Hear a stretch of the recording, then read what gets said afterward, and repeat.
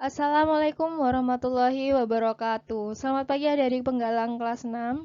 Ya, bertemu kembali bersama Kak Salsa di pertemuan ke-6.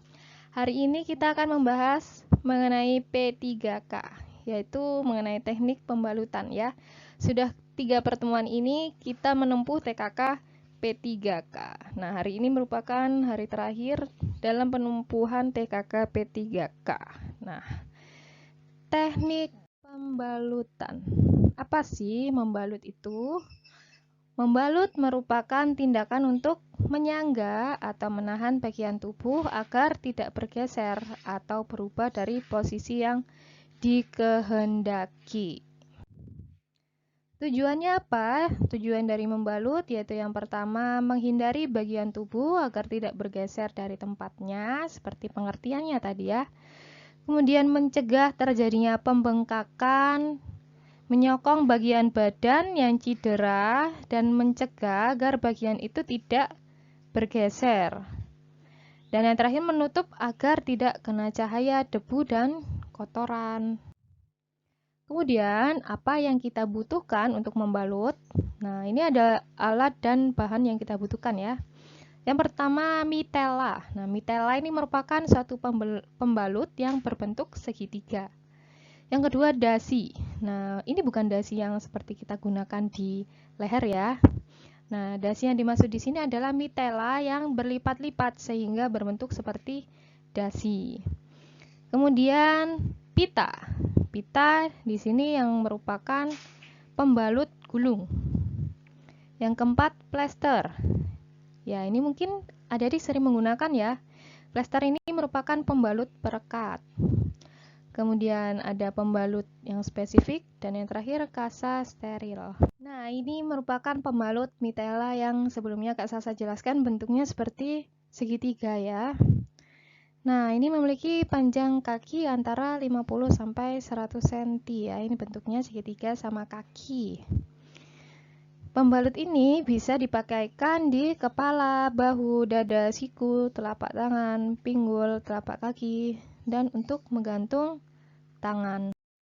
Cara membalut dengan mitela. Yang pertama, salah satu sisi mitela dilipat 3-4 cm sebanyak 1-3 kali.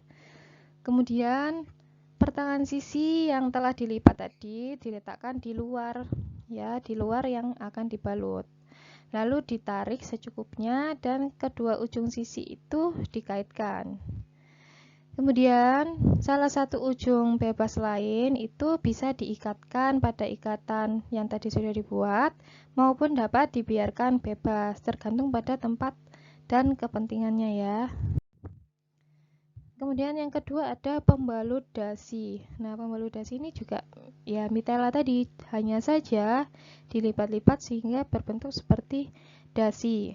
Ya, pembalut ini dilipat-lipat dari salah satu sisi segitiga agar beberapa lapis dan berbentuk seperti pita dengan kedua ujung-ujungnya lancip dan lebarnya antara 5-10 cm ya. Jadi lipatannya itu lebarnya 5-10 cm.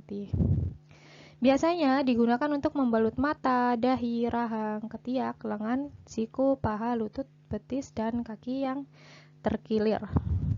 Cara pakainya, pembalut mitela ya pasti dilipat-lipat terlebih dahulu dari salah satu sisi sehingga berbentuk pita dengan masing-masing ujung yang lancip. Kemudian kita bebatkan pada tempat yang akan dibalut sampai kedua ujung dapat diikatkan. Usahakan agar balutan tidak mudah kendor dengan cara sebelum diikat arahnya saling menarik. Kedua ujungnya diikat secukupnya. Kemudian ada yang namanya pembalut pita atau pembalut gulung ya. Pembalut ini dapat dibuat dari kain katun, kain kasa, flanel, atau bahan elastis yang lain. Yang paling sering digunakan adalah kasa, karena kasa ini mudah menyerap air, darah, dan tidak mudah bergeser ya adik-adik. Nah, yang pertama, berdasarkan bagian tubuh yang akan dibalut, besarnya seberapa, pilih pembalutan pita ukuran lebar yang sesuai. Kemudian, biasanya pita ini dibalut beberapa lapisan ya. Nah, dimulai dari salah satu ujung yang diletakkan dari proksimal ke distal. Nah, maksudnya dari atas ke bawah. Misalnya tangan ya yang akan dibalut itu dari lengan atas ke lengan bawah, menutup sebagai sepanjang bagian tubuh yang akan dibalut, kemudian diulangi dari distal ke proksimal, dari atas ke bawah, kemudian bawah ke atas gitu ya. Dengan arah bebatan saling menyilang dan tumpang tindih ya, agar bebatan yang satu dengan bebatan berikutnya itu tidak mudah bergeser. Kemudian ujung yang dalam tadi diikat dengan ujung yang lain. Nah, kemudian ada yang namanya plester atau pembalut perekat ya. Nah, pembalut yang ini biasanya untuk merekatkan penutup luka. Biasanya untuk diletakkan pada sendian terkilir, kemudian merekatkan pada kelainan patah tulang, khusus untuk penutup luka.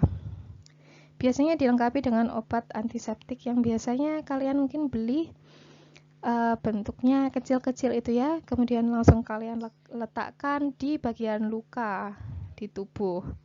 Kemudian cara pakainya, jika ada luka yang terbuka, kalian beri dulu obat antiseptik, kemudian kalian tutup luka dengan kasa, baru kalian lekatkan dengan pembalut plester.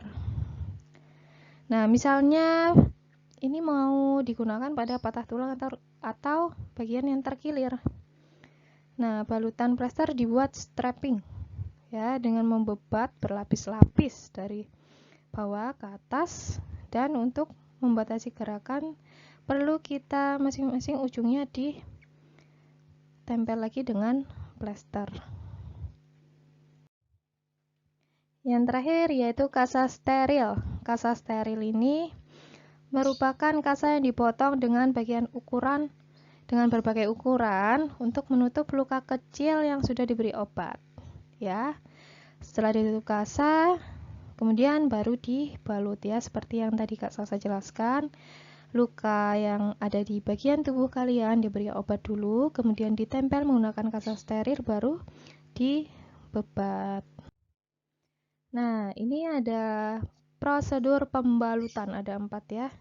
Kalian perhatikan dulu tempat atau letak yang akan dibalut. Nah, bagian tubuh yang mana? Kemudian ada luka yang terbuka atau tidak? Kemudian seberapa besar luka itu? Kemudian apakah ada perlu pembatasan gerakan bagian tubuh atau tidak? Mungkin kenapa kok harus membatasi gerakan tubuh? Ya agar darahnya juga tidak terus mengalir keluar gitu ya. Kemudian yang kedua, pilih jenis pembalut yang akan dipergunakan. Nah, tadi kan ada berbagai macam pembalut ya. Nah, masing-masing pembalut ini kan memiliki fungsinya masing-masing untuk berbagai bagian tubuh. Jadi, kalian pilih sesuai dengan letak luka itu. Kemudian, sebelum dibalut, jika lukanya terbuka, perlu diberi disinfektan. Ya, diberi antiseptik. Kemudian dibalut dengan pembalut yang mengandung disinfektan. Kemudian yang keempat, tentukan posisi balutan dengan mempertimbangkan yang pertama. Kalian pastikan posisi balutannya itu dapat membatasi pergeseran atau gerak bagian tubuh yang memang perlu diperban itu tadi ya. Kemudian sesedikit mungkin membatasi gerakan bagian tubuh yang lain. Usahakan posisi balutan yang nyaman untuk kegiatan penderita. Kemudian yang keempat, tidak mengganggu peredaran darah. Misalnya balutannya berlapis-lapis, yang paling bawah letaknya di sebelah distal. Nah, ini jangan sampai peredaran darahnya si penderita ini menjadi terhambat ya, gara-gara balutan yang kalian beri. Kemudian pastikan tidak mudah kendor atau lepas. Nah, ini ada cara membalut luka pada atap tengkorak kepala dengan mitela. Pertama, mitelanya pasti dilipat-lipat dulu ya. Kemudian dari depan kepala, bagian segitiganya itu berarti mengarah ke belakang ya.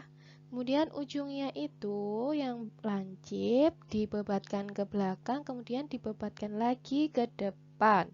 Kemudian baru diikat ya.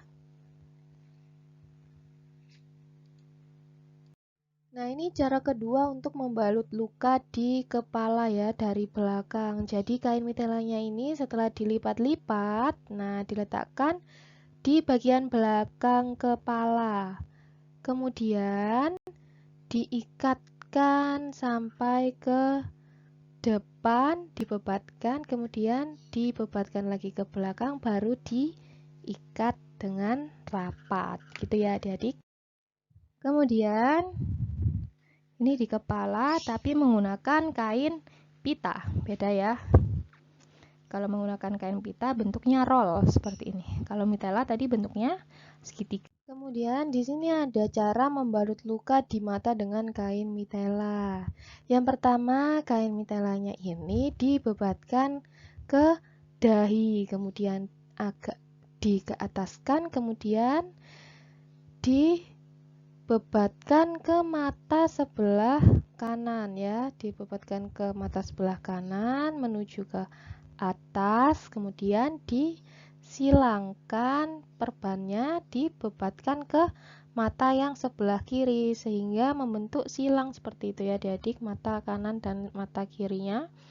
Kemudian dibebatkan lagi ke dahi gitu ya, kemudian diikat ke belakang itu dengan ujung kain perban yang awal tadi. Kemudian cara membalut luka pada dada menggunakan mitela. Nah, mitelanya ini berarti tidak perlu dilipat-lipat ya adik-adik, dibentangkan lebar. Nah, 3 ujungnya dibebatkan 1 ke atas bahu dan 2 ke sebelah kanan kiri pinggang. Kemudian diikatkan di belakang. Jadi ketiga ujungnya diikatkan di bagian punggung. Nah, ini untuk orang yang cedera lengan ya. Jadi lengannya ini harus digantung menggunakan mitela. Setelah itu cara membalut luka di telapak kaki dan tangan ya ini dengan mitela. Nah, mitela itu kan bentuknya segitiga ya adik-adik. Nah, yang ujung itu kita lipat terlebih dahulu untuk menutupi ujung telapak tangan atau kaki kita. Kemudian kanan kirinya kan berbentuk lipatan ya, lipatan yang lancip, kedua-duanya diikatkan. Kemudian ada cara membalut luka di tangan. Nah, perban apa yang kita gunakan untuk di tangan? Ya, nanti coba adik-adik tentukan sendiri ya. Caranya, perban itu kita ikatkan di bagian pergelangan tangan ya, kemudian sisi kanan dan kirinya kita kaitkan di ujung jari-jari yang ditutup ya, jari-jarinya kan menggenggam. Nah, perbannya itu diikatkan ke bagian atas secara menyilang. Kemudian seperti di bagian gambar ketiga, nah itu kan sudah disilang ya. Itu kemudian diikatkan di pergelangan tangan. Nah, kemudian ada cara membalut luka di lutut dengan mitela. Nah, kita posisikan mitelanya seperti pada gambar pertama. Kemudian kita bebatkan beberapa kali ya adik-adik. Kemudian kita ikat yang rapat di salah satu sisi. Kemudian ada cara membalut luka di tungkai dengan mitela. Nah, adik-adik bisa lihat di gambar yang pertama posisinya seperti itu ya. Dimiringkan atau nanti disilangkan. Bukan lurus ya adik-adik. Nah, setelah diposisikan seperti itu, perban yang ada di tangan kanan kita bebatkan di tungkai bagian bawah, kemudian dililitkan ke atas, kemudian diikat di bagian atas. Diikat dengan mana, Kak? Nah, jadi perban yang dipegang oleh tangan kanan, setelah dibebatkan sampai atas, diikatkan pada perban yang dipegang di tangan kiri tadi ya.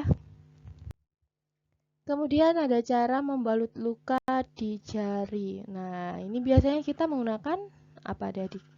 Plester ya untuk membebat. Nah, kita bebatkan dari bagian bawah, kemudian kita bebat sampai ke atas, seperti pada gambar. Dan jangan lupa untuk menutup bagian ujungnya juga ya adik-adik. Jadi ini di gambar yang pertama, perbannya dibebatkan di bagian bawah jari. Nah, sebelum diplester itu harus diberi apa? Diberi kasa dan juga antiseptiknya ya. Nah, dari bawah dibebatkan ke atas. Nah, sampai di atas dibebatkan ke ujung jari, kemudian dibebat lagi sampai ke bawah. Kemudian untuk membalut luka di pergelangan tangan atau kaki. Nah, seperti itu. Yang pertama dibebatkan dulu di pergelangan tangannya, kemudian dikaitkan di sela jari telunjuk dan ibu jari. Ya, kemudian dibebat lagi di pergelangan tangan. Kalau di kaki, dari pergelangan tangan dibebatkan ke telapak kaki ya, seperti pada gambar. Nah, adik-adik, ini tugas yang harus kalian selesaikan pada pertemuan kali ini.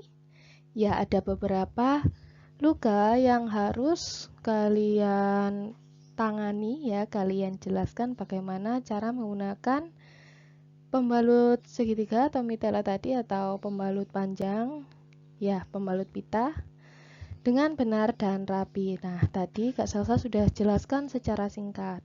Adik-adik bisa menjelaskan di sini lebih lanjut, lebih detail ya, dari awal itu bagaimana pemilihan perbannya sampai luka tertutup dengan rapi.